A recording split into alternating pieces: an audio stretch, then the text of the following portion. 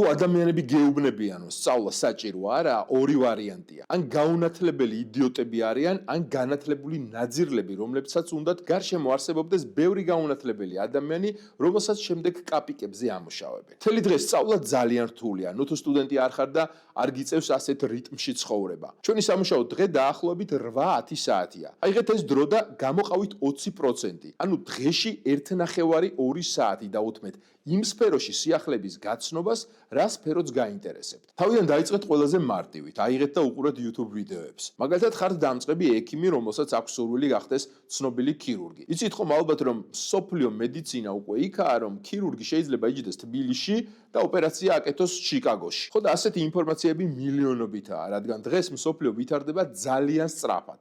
შენ კი ჩამორჩები თუ არ ისწავლე. საშუალოდ 4-5 საათს დღეში ადამიანი ვკარგავთ უაზროდ. ხო და გამონახე 1 საათი სწავლისთვის. გაუნათლებლობა ტეხავს. ჩვენი მშობლების თაობაში ბევრს არ ქონდა ამდენი შესაძლებლობა, რაც ახლა ჩვენ გვაქვს. დღეს სირცხვილია უბრალოდ იყო გაუნათლებელი. ნუ დაუჯერებ უაზრო ადამიანებს, რომლებიც გეუბნებიან, რომ სწავლის გარეშე შეიძლება წარმატების მიღწევა. თუ ვინმე სწავლის გარეშე მიაღწია წარმატებას, ეს უჩვეულო მოვლენაა. 1 მილიონში. დანარჩენმა 999,000-მა ვისწავლეთ და ნუ გონია თავი ის ერთი.